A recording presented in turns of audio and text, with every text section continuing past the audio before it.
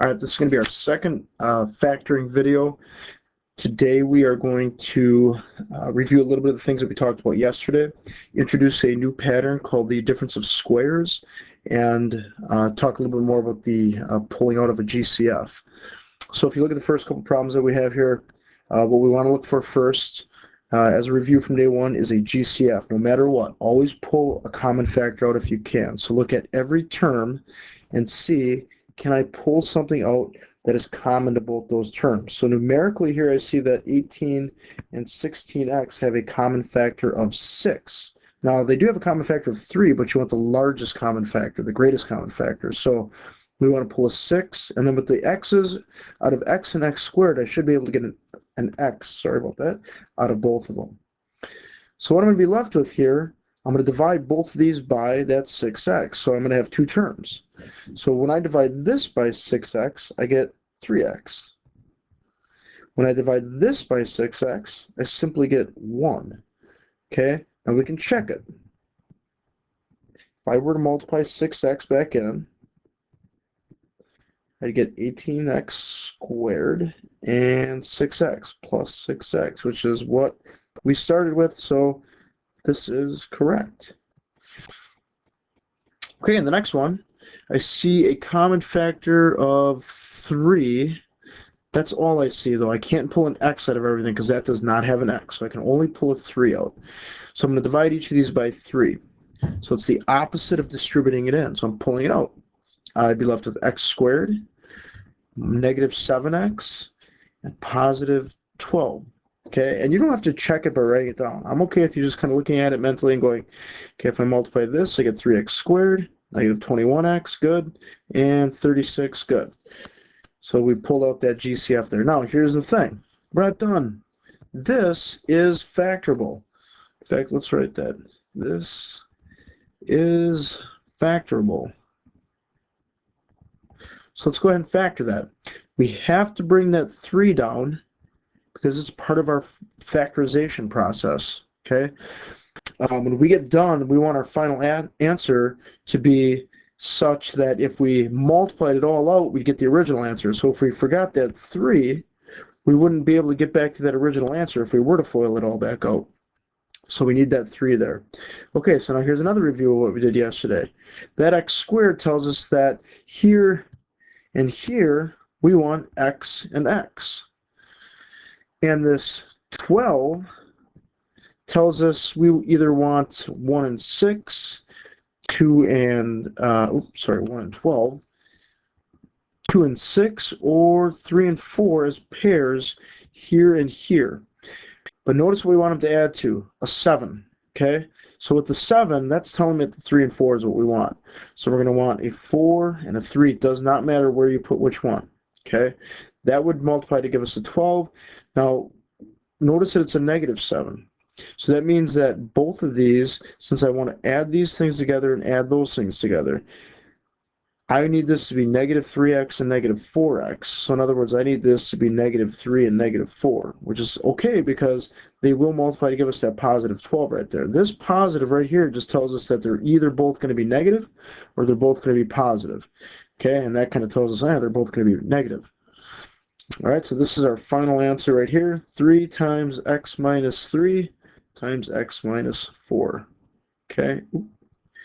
Since we were doing a little guessing and checking and multiplying things out here, I'd suggest writing it over again. All right, let's take a look at this last one here. I can't pull any x's out. These are all even numbers, so I know I can at least get a 2 out of them. Okay, that would leave me with 6x squared plus 11x minus 5. Okay, now, maybe this is factorable, maybe it's not. This one I could recognize right away. With the 12 and the 7, I was thinking 3 and 4. I knew we could factor that.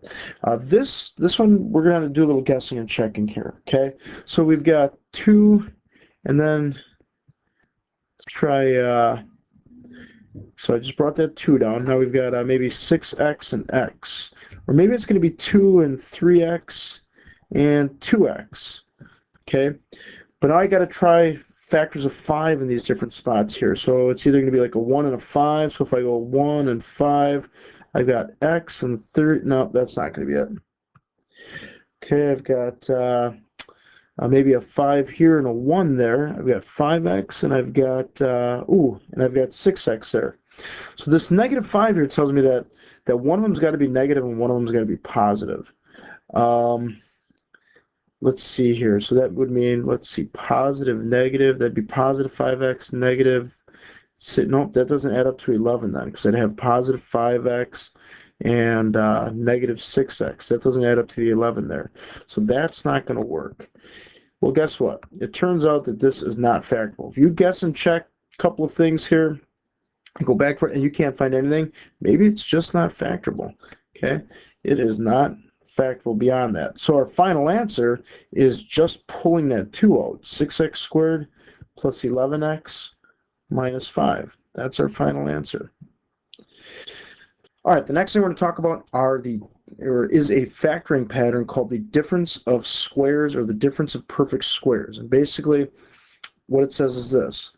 If we have something squared minus something squared, it can be factored to that pattern right there, where a and b represent the square roots of these two things, or what you would square to get them. So we've actually seen this pattern before. When we did multiplying and distribution, we foiled them out to get that. We kind of talked about how things canceled out in the middle. All right, so here's what you need to recognize here. You need to recognize, first of all, that you have two terms. That's the only time this works, okay? So we have 1, 2 terms there, okay? So far, so good. Then the next thing is the fact that we should have the difference between two perfect squares. So we have the difference, that's good. That's a perfect square, and that's a perfect square. So this is the difference of perfect squares. Now, what would we square to get 4x squared? Well, we'd have to square 2x. What would we square to get 9? Well, we'd have to square 3. So that means that a is 2x and b is 3. Okay? Notice how I don't put a negative with this 3. This is just telling us it is the difference of perfect squares. But we're just looking at the 9 when we're talking about what would we square to get it. So here's what this is going to factor to. A plus b, 2x plus 3, a minus b, 2x minus 3. Let's take a look at the next one here. First, I didn't do this in the last one because I was going too fast, but we should check for a GCF first. There was none in the last problem. There's none in this problem either. I'm looking at 16 and 9. There's nothing common to them at all. So we have two terms, and they're the difference, and they're both perfect squares.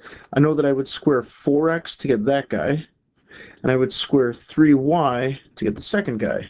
So that means that that's A, that's B. A is the 4x and B is the 3y. So we've got 4x plus 3y and 4x minus 3y. Somebody's going to ask it, so I'm just going to say it right away. Doesn't matter what order you have those positive or negatives in. You can go A minus B, A plus B as well, and it's the same thing. All right, next one here. Now here's the problem. We have the difference, but these aren't perfect squares here. Okay, not both of them. All right, so we can't really do anything until we recognize, oh, there's a GCF. The GCF is, let's see, I think we can get 3 out of both of those. So let's pull a 3 out. If I divided 12x squared by 3, I'd have 4x squared. If I divided 243 by 3, I know that 240, if I just picture that being a 40, divided by 3 would be 80. But there's that 1 3 there, so I know that it's 81. Look at what I have here. 2 perfect squares. So I got to bring that 3 down. It's part of the factoring process. And now we need a plus b, a minus b. So a is going to be 2x here. That's what you would square to get that guy. B is what you would square to get the 81, or 9. So we've got 2x plus 9, 2x minus 9. And that's our final answer here. Okay, the last thing that we're going to do here is it's what is called quadratic form. It's factoring a trinomial that is of the same form, x squared or ax squared plus bx plus 9, except we are going to have a higher degree here, like a 4 and a 2 instead. Okay? If you can factor the ones with the square here and the x here, you can factor these just fine too. All right? So let's take a look at this here. We know this needs to factor to two binomials. Okay? Now instead of putting an x and an x here, that's not going to give us the x to the fourth. We want x squared and x squared. That would multiply together to give us x to the fourth. Okay? And then when we end up doing our foiling out or our checking, and we have these two products here, guess what they're both going to have? X squared here and x squared there, and look what they need to add up to. Okay? An x squared in the middle, so that's good.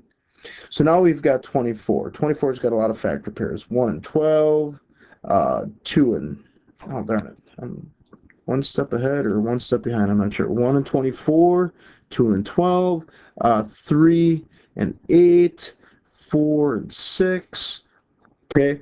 Some sort of a pair there. So now I look at the number right there, the 2. Which of these factor pairs have a difference of 2? That guy right there. So I think what we want is the 6 and the 4. Okay, but look, it's got to add up to positive 2. So I want the 6 to be positive and the 4 to be negative, because this would give us positive 6x and negative 4x, which add up to the positive 2x. Actually, it'd be squared, wouldn't it? Squared, which add up to the positive 2x squared that's in the middle right there. So this is what it factors to here. Uh-oh, look at. We also have the difference of squares right there. So here's what I'm going to do. I'm going to bring this down here. X squared plus 6, x squared minus 4, and then we need to recognize that this is the difference of squares from up above. Okay, so that x squared plus 6, that cannot be factored. That is not it's two terms, but it's not the difference of squares. So there's nothing that we can do. There's no GCF. That we're just going to bring down. The x squared minus 4, what would you square to get x squared? Well, x. What would you square to get 4? 2. Right, when you get used to this, you don't really need to write this a and b thing anymore. You just need to look at it and go, whatever I would square to get x goes there and there. Whatever I would square to get 4 goes there and there. One's positive, one's negative. And there's our final answer. So sometimes you do have to go further. Okay. One more here. Let's start with this. It's got x to the fourth there. So that means it's going to be x squared, x squared. Okay, so there's a possibility we might have to do the difference of squares again here. We've got a 9, so the only factor pairs are 1 and 9, and 3 and 3.